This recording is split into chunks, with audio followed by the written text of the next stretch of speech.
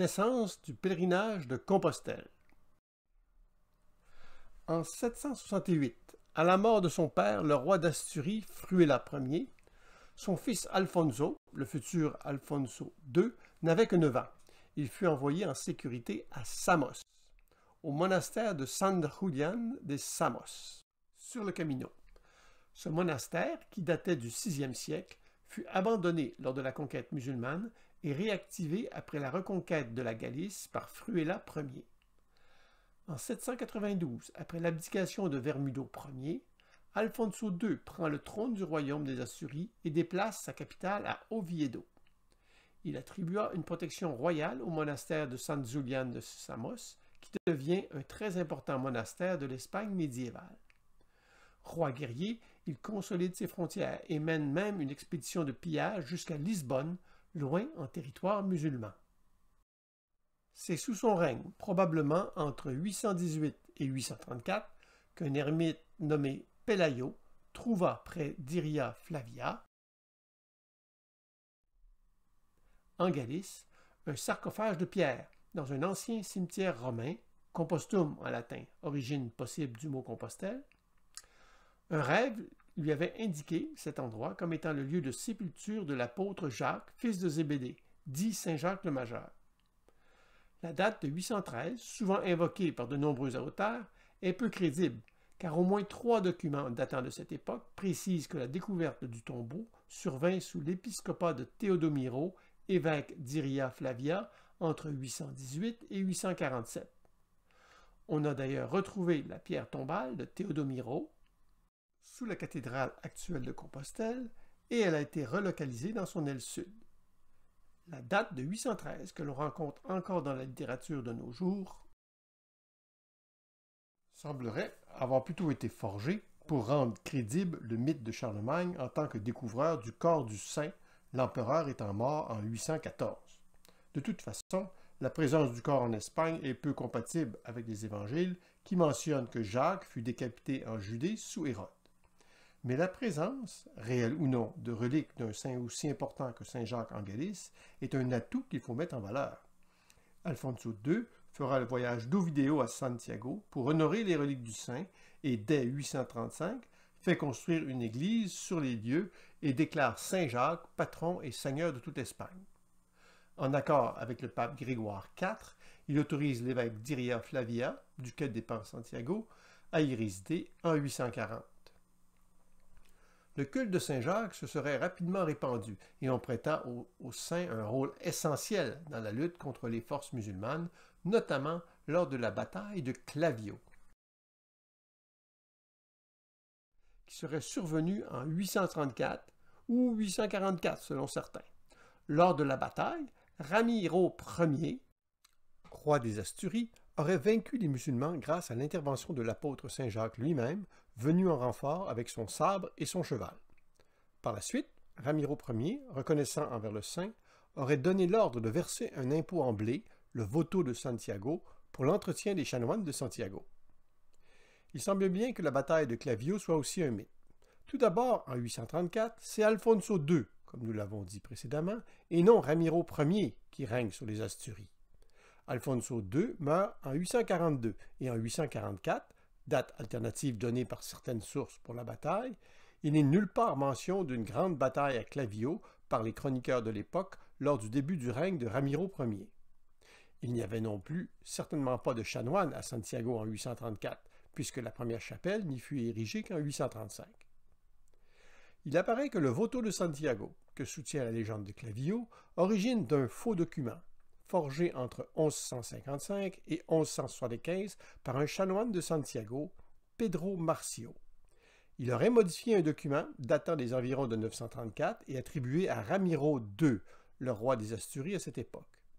Ce dernier, après qu'il soit allé à Compostelle pour prier Saint Jacques, aurait obtenu une grande victoire contre les musulmans à Osma en 934 ou à Simancas en 939. Dans le texte original, perdu depuis, il n'aurait obligé que les églises de quelques évêchés à verser un cens annuel pour l'entretien du chapitre de Compostelle. Par la suite, le voto de Santiago fut étendu à l'ensemble de la population espagnole, une très bonne affaire pour le chapitre de Compostelle, d'autant plus que cet impôt fut perçu dans toute l'Espagne jusqu'en 1812.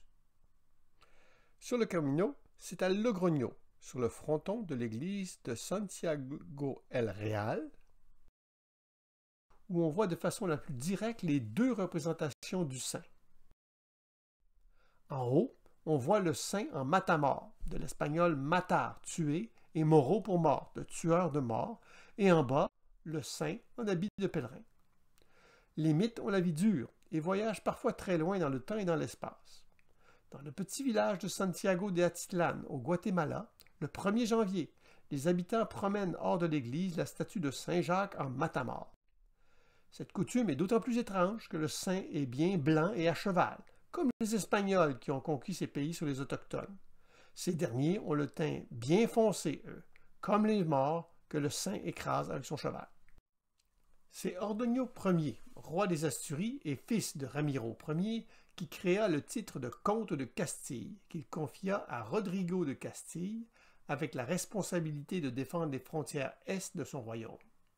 Cette région se peuple alors de châteaux forts, castillos en espagnol, d'où le nom de ce qui deviendra le royaume de Castille.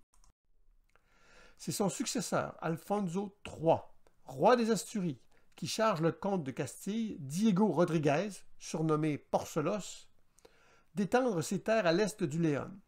Diego Rodriguez fonde donc la ville de Burgos en 884 par la construction d'un château à l'endroit même où l'on retrouve aujourd'hui la forteresse qui domine la ville. Parmi les autres villes qu'il a fondées ou repeuplées sur le Camino, on retrouve les villes de Tardaos, à la sortie de Burgos, et d'Hornillos del Camino. Les circonstances de sa mort sont incertaines, mais il semble qu'il ait participé à une révolte contre Alfonso III qui l'aurait fait mettre à mort en 885. Il serait enterré à Villafranca Montes de Oca, dans les ruines de l'ermitage de San Felices, sur le Camino. Diego Porcelos avait d'ailleurs restauré l'évêché de Montes de Oca, qui existait à l'époque des Visigoths et qui perdurera jusqu'en 1075, date à laquelle il fut transféré à Burgos. On trouve une statue de Diego Porcelos sur la place Santa Teresa à l'entrée de Burgos et sur l'Arco de Santa Maria, la monumentale porte de la ville. Dans les mêmes années, en 882, Muñoz Muñez, futur comte de Castille, fortifie la citadelle de Castro Eris, l'ancienne forteresse de Castrum Sigerici, occupée précédemment par les Celtibères, puis par les Visigoths. En 889, Alfonso III enlève au Banucasi la forteresse de Gragnon, située elle aussi sur le Camino. En 899, Alfonso III fait construire à Santiago une nouvelle basilique et un premier concile y est tenu l'année suivante. Il fut un grand promoteur du pèlerinage de Compostelle, comme l'indique sa correspondance, envoyée en 906 à des religieux de Saint-Martin de Tours. Sachez en toute certitude qu'il s'agit de l'apôtre Jacques, fils de Zébédée, qui fut décapité par Hérode et dont nous possédons le sépulcre en un sarcophage de marbre dans la province de Galice. Guidé par la main du Tout-Puissant, comme l'indiquent beaucoup d'histoires véridiques, son corps fut transporté jusqu'ici et y fut enterré. Son tombeau n'a cessé de briller par toutes sortes de miracles que nous avons appris et constatés et que les prêtres et le clergé nous ont racontés.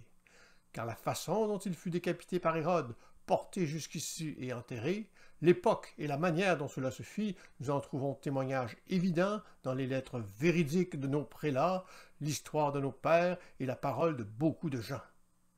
Mais, avec l'aide de Dieu, lorsque vos clercs arriveront chez nous, nous ne refuserons pas de vous faire savoir tout ce que nous avons appris de nos pères et tout ce que nous conservons dans nos écrits, et, avec l'aide de Dieu, vous croirez sans hésiter ce que nous considérons comme vrai et juste.